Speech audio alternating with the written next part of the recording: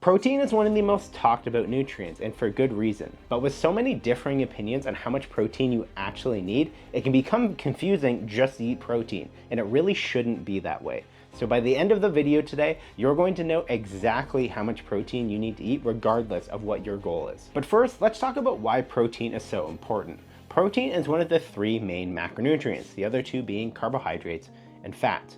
Macro meaning these are the nutrients that your body needs the most of, and specifically for protein, proteins are the building block of your body. And we all recognize that protein is very important for muscle growth. That's not a secret, and that's probably why you're here. But protein does so much more than just build muscle. Protein is involved in making many critical transport molecules so your body can send nutrients across your body. It helps your body build hormones, it helps you build your nails and your hair and many other tissues in your body. It's not just about muscle. Low protein intake or inadequate protein intake is associated with lack of muscle growth, muscle loss, poor appetite regulation, and poor immunity. All things we obviously want to avoid. And if your goal is to build as much muscle as you can, you probably don't need as much protein as you might think. Many people throw around the number 1 gram of protein per pound of body weight. And although I don't think that's a bad recommendation, it's typically a little bit more than you actually need to build muscle. What we see in research is that once you're getting about 0.6 to 0.8 grams of protein per pound of your body weight, you're likely maximizing the amount of protein that you need in order to build muscle. But getting 1 gram of protein per pound of body weight also isn't a bad thing and isn't going to have any negative effects on your health. In fact, in some cases, I would argue there's even a positive effect. For people who have large appetites, eating more protein can help them control their calorie intake without tracking their food, because protein plays a very important role in appetite regulation.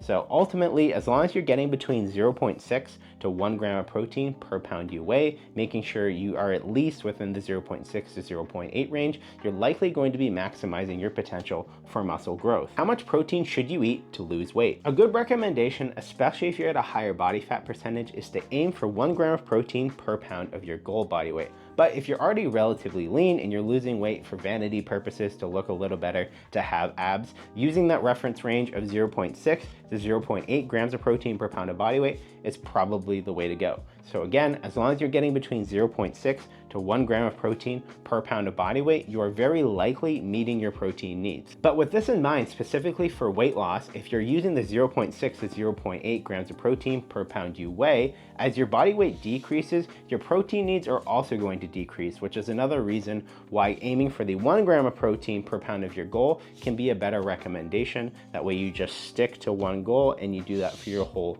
weight loss journey. There's nothing wrong with eating more than that if that's what makes you feel best, but don't trick yourself into thinking that that extra 20 grams of protein is going to have a substantial difference on your overall health. But what if your goal isn't to gain muscle or to lose weight? How much protein do you need then? And well, it's a boring answer. It's still the same recommendation, even if you're an endurance athlete. Aiming for 0.6 to 0.8 grams of protein per pound of body weight is a pretty universal recommendation that anybody can use regardless of their goals.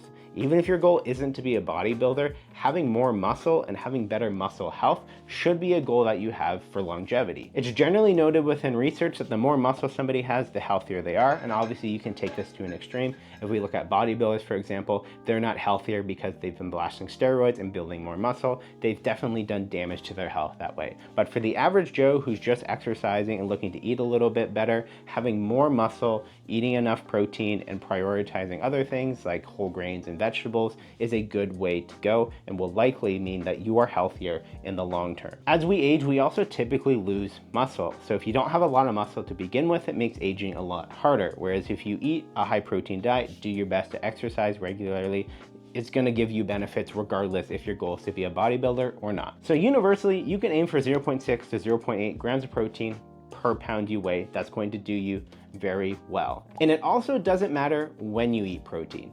Many people will tell you that you need to eat 5 meals a day or you need to eat 30 grams of protein within 60 minutes of exercising in order to maximize muscle growth and be your healthiest. But that's not true. What we see is that as long as somebody's meeting their total daily protein requirements, it doesn't matter when they get it. You can get all of your protein in 2 meals or 5 meals or 10 meals. It's not going to have an impact on how much muscle you grow.